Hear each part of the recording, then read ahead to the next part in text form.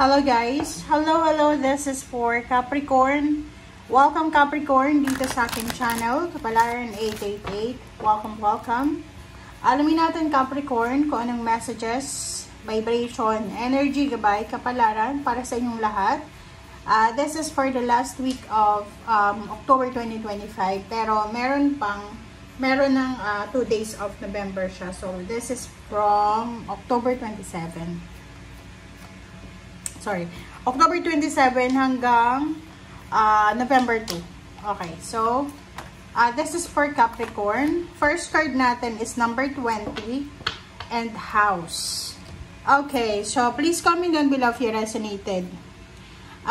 Doon sa mga Capricorn na siguro marami kayong mga worries or ina-anxiety ka na tungkol sa yung emotion, family, like sa pamilya.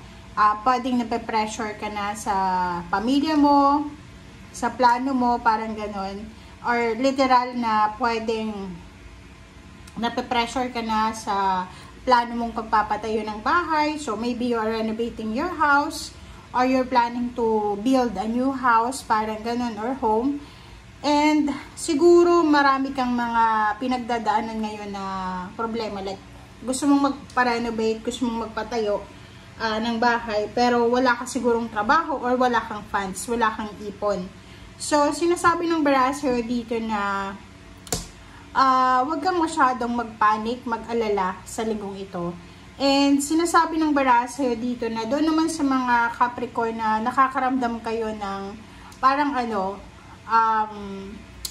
like parang feeling nyo dinadaanan kayo ng lungkot regarding sa pamilya or sa relationship, huwag kayong masyadong malulungkot, okay? Sinasabi ng bara sa'yo na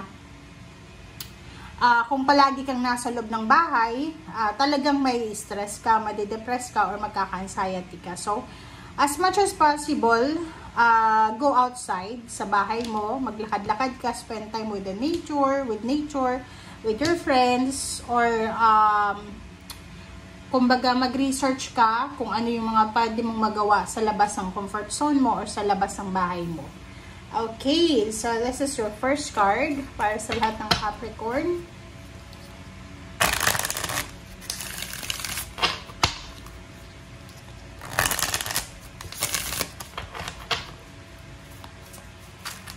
Sorry.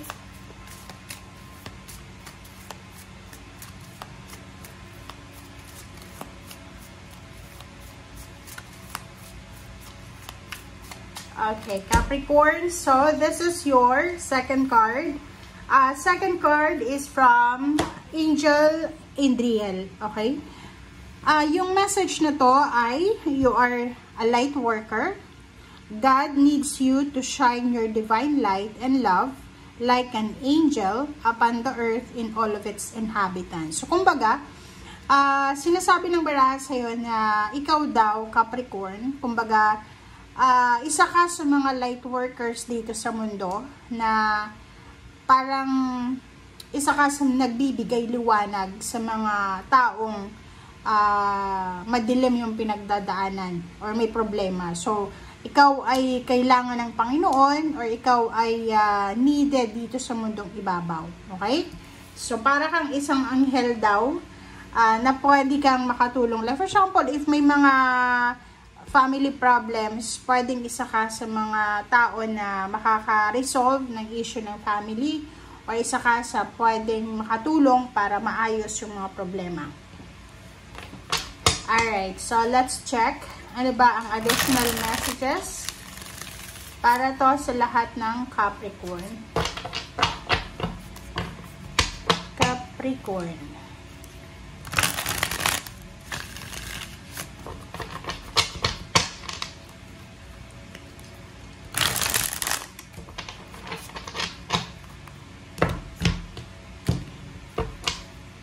Okay. First card natin, Capricorn, is 6 of Pentacles. Second is 9 of Pentacles. Third is Page of Swords. So, this is future. So, kung may mga financial problems kayo sa ngayon, just hang on, okay? Huwag tayong sumuko. Kasi, etong barahang to, this is about your future news. So, Sinasabi ng baraha sa'yo, Capricorn, na for example ngayon, pwedeng wala kang trabaho or may trabaho ka pero hindi ka pa promoted, hindi pa mataas yung sweldo mo, wala ka pang ipon, wala ka pang investment. But sinasabi ng baraha dito na ihanda mo daw yung sarili mo, okay? Prepare yourself kasi there's a page of swords. This is good news, communication, na posibleng darating sa'yo sa 2026 or by the end of 2025 or in the near future, na posibleng, tingnan mo, lahat sila pera, trabaho. So, sinasabi ng baraha, kung unemployed ka sa ngayon, yung trabaho na posibleng i-offer sa'yo or ibigay sa'yo ng universe, ay eto yung trabaho na posibleng magiging katuparan ng pangarap mo. So, pwedeng malaki ang sweldo or maybe meron ditong Capricorn na nagtsatsaga ka muna sa ngayon sa isang company, sa isang trabaho na mababa yung sweldo kasi meron kang goals Parang inihahanda mo yung sarili mo, pinag-aaralan mo yung future mo, parang gano'n. So, may plano ka para sa future. So, Six of Pentacles, sinasabi ng barahan na maybe if you need help, okay, if you need help, sinasabi ng barahan na pwede kang makahingi ng tulong sa mga earth signs where you Capricorn or Taurus, and sa fire sign Leo, Aries, Sagittarius, or air signs Gemini, Libra, Aquarius. And at the same time, huwag kang masyadong mag-aalala, lalo na sa pera, kasi may Six of Pentacles dito Pag mayroong Six of Pentacles, sinasabi ng barahan, may mga tao dyan sa paligid mo, na hindi pa naman ito yung, like for example, kung may problema ka sa pera, ay yung problema mo na yan, ay hindi naman yan yung dead-end problem. Kung bakit may mga tao dito na pwedeng makatulong sa'yo para, diba, makabayad ka sa mga utang mo, maitawid mo yung mga bills mo or kung ano pa man expenses. Nine of Pentacles, so, yan. So, you need to prepare yourself. Ihanda mo yung sarili mo, Capricorn, para sa matatanggap mo na wish fulfillment. So, may accomplishment na darating sa buhay mo.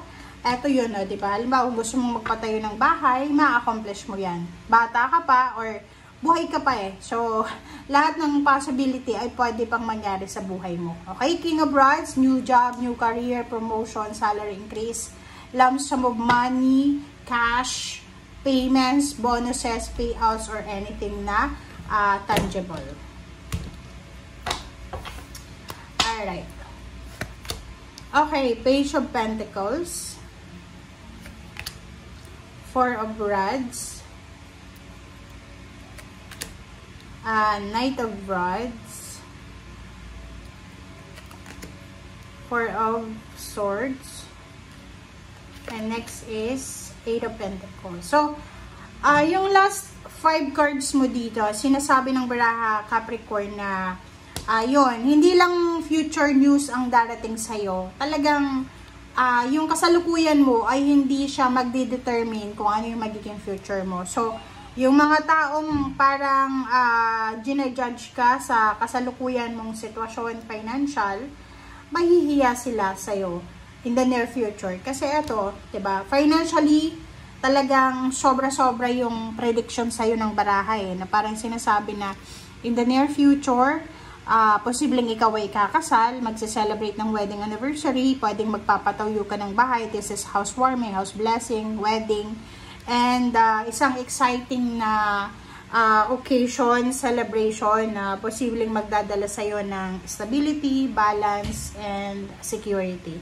And makakatagpo ka rin ng trabaho na ito yung trabaho talaga na magdadala sa'yo ng peace of mind. Kung baga, halimbawa sa ngayon, may trabaho ka nga, pero hindi ka masyadong peaceful. Yung namumroblema ka, marami kang iniisip na parang feeling mo, okay, may trabaho ka, pero hindi ito yung trabaho talaga na gusto mo. But, in the near future, aside from magkakaroon ka ng bahay, magkakaroon ka ng relationship, ng pamilya, ng anak, ikakasal ka, love life, magkakaroon ka din na peaceful na future regarding sa trabaho. Pwedeng ma-promote ka, pwedeng makatagpo ka ng company or trabaho na talagang resonated sa skills mo, sa kagustuhan mo. So, you need to be patient.